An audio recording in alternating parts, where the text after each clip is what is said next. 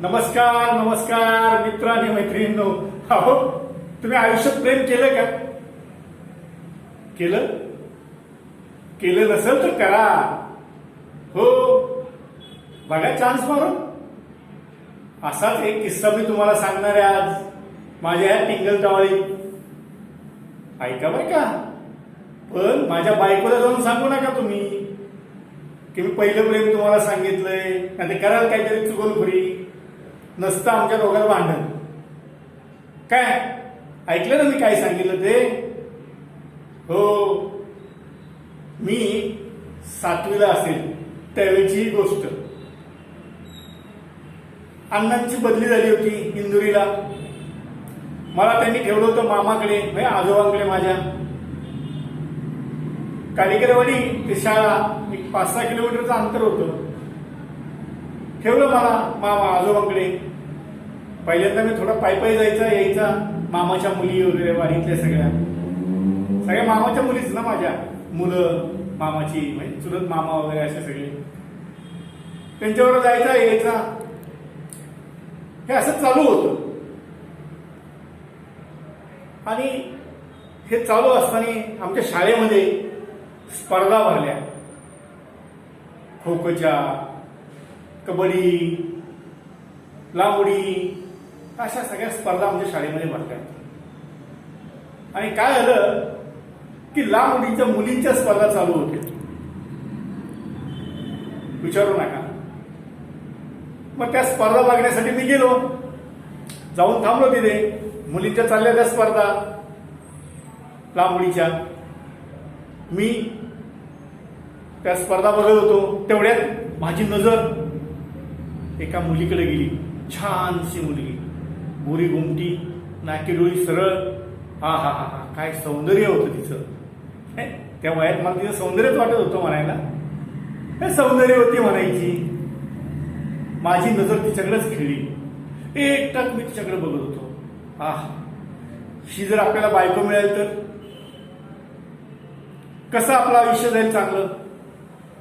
ते नाना प्रकारचे विचार डोक्यात त्या वयामध्ये. मग आपण हिच्यावर प्रेम करायचं असंही ठरलं माझं. मनोमन ठरलं. काही नाही, माझे काय त्या स्पर्धेकडे लक्ष नव्हतं. माझं लक्ष फक्त त्या पोरीकडे होतं. तो दिवस आनंदात गेला. मग काय, संध्याकाळी शाळा सुटली. तिचा आणि माझा रस्ता एकच होता पाटापर्यंत. तिथं गेला की ती चाळेवाडीला जायची, मी कालेकरवाडीला जायचा. असं आमचं ते ठरलेलं असायचं. मग काय, शाळा सुटली, तिच्या पाठोपाठ मी पण बोलायचं ना तिच्याशी, म्हणून पाठोपाठ आपला. ती कसली माझ्या हुमगुम बघत नव्हती हो. मी आपला चाललोय खेटत खेटत. तिला जाणवलं होतं की मी तिच्या मागे मागे येतोय. असो, बाकीच्या मुली होत्या, मामाच्या मुली होत्या, मुलं होती. त्यामुळे मला काय डेअरिंग होईना बोलायची. ती गेली तिकडे चाळेवाडीकडे. मी एकटक तिच्याकडे बघत होतो. त्या पाटाच्या कठाड्यावर बसलो आणि तिथनं बघत होतो तिच्याकडे. ती दिसेनाशी झाल्यानंतर आमची स्वारी निघाली कालेकरवाडीला. असे दिवसांमागून दिवस चालले होते. एकदा अण्णा आले मला भेटायला पिंपळवंडीला. मी अण्णांना म्हणलं, अण्णा मला लई चालायला त्रास होतो, मला सायकल घेऊन द्या ना तुम्ही. अण्णा म्हटले, अरे आता पैसे नाही आहेत, मी तुला पुढच्या आठवड्याला की सायकल घेऊन देतो. आता मी जोरात हट्ट झाडामध्ये तयार झाले. माझी समजूत काढली आणि गेले. मग काय, मला राहवलंच नाही. मला असं असं वाटत होतं कधी मी ती हिला सांगतोय जाऊन त्या पोरीला. तोपर्यंत तिचं नाव मला कळलेलं नव्हतं. मग काय, ती शाळेतनं सुटली, मी पण सुटलो. तिच्या मागे मागे मी आपलं चाललोय. तिला सांगायला प्रयत्न, अण्णांनी मला सायकल घेऊन देणार आहेत, आज आले होते अण्णा, पुढच्या आठवड्यात येणार आहेत. तिचं काय माझ्याकडे लक्ष नाही. तशीच गेली निघून. मी पण गेलो निघून. मग दुसऱ्या दिवशी तिचं नाव शोधायचा प्रयत्न केला. तो कसा, माझ्या 2 चुलत मामांच्या मुली तिच्याच वर्गात होत्या. मग त्यांना विचारलं तिचं नाव काय, तर सुनंदा. अरे वा, नाव पण चांगलं आहे म्हटलं. मग काय, दुसऱ्या दिवसाचं परत तिचा पाठलाग सुरू केला. पाटापर्यंत जायचा. परत तिच्याशी बोलायचा प्रयत्न केला. सुनंदा सुनंदा, मला तुला एक गोष्ट सांगायची आहे, ऐक ना माझं, ऐक ना माझं. तिने असं रागाने बघितलं माझ्याकडे. एक अशी नजर टाकली तिने. मी म्हणलं, हळूच म्हटलं, सुनंदा, एक सांगू तुला, काल पण तू ऐकलं नाहीस, आज सांगू, अण्णा मला सायकल घेऊन देणार आहे. मला फार आनंद झालाय. पण तिचं काही लक्ष नव्हतं. ती पाटाच्या पुढे गेली आणि चाळेगळीच्या रस्त्यावर चालू लागली. आम्ही आपलं एकटक बघितलं आणि निघालो काळेकरडीला जायला. मग काय, पुढच्या आठवड्यामध्ये अण्णा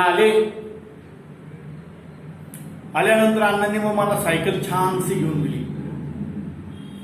मी सायकलच्या पुढच्या मार्गाला होते, हे लावलं, नाव टाकलं, ते रबराचं लावतात ना तसं लावलं सायकलला पुढे मार्गाला. त्याच्यावर नाव टाकलं दोस्ती. मागच्या मार्गाला पण तसं रबराचं लावलं, त्याच्यावर नाव टाकलं जागते रहो. आणि मित्रांनो, माझं प्रेम जे उफाळून आलं होतं, त्या प्रेमापोटी मी त्या सुनंदाचं नाव टाकलं सायकलच्या चेनच्या पत्र्यावरती. सुनंदा. आमचे लोखंडे सर कलाकार होते.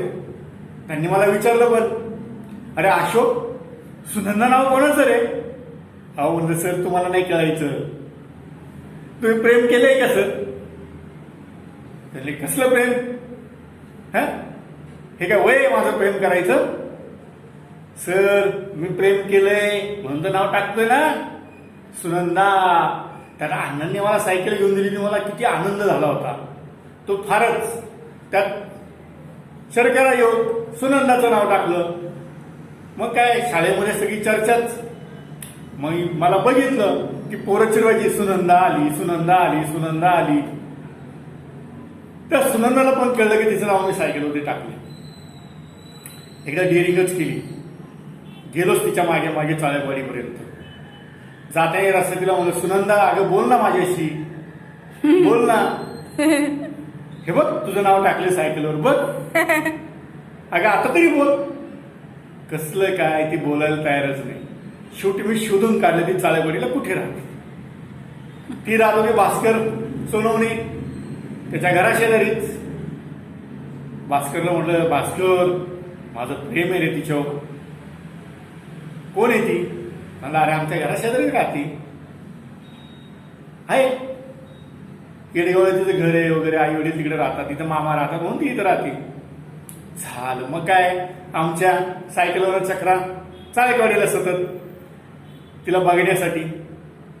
पण एकही दिवस असा मी सोडला नाही की सुनंदाला बघितल्याशिवाय माझा दिवस जात नव्हता.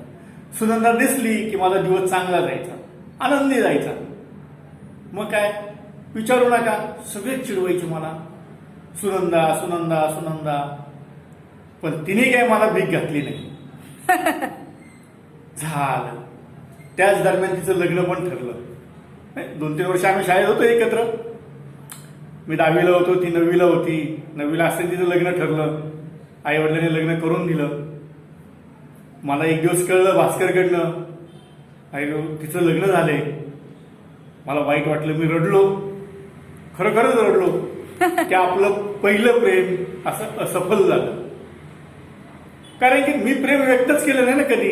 म्हटलंच नाही का माझं तुझ्यावर प्रेम आहे काय, नुसतं सुनंदा बोल, सुनंदा बोल, त्यात काय अर्थ नव्हता.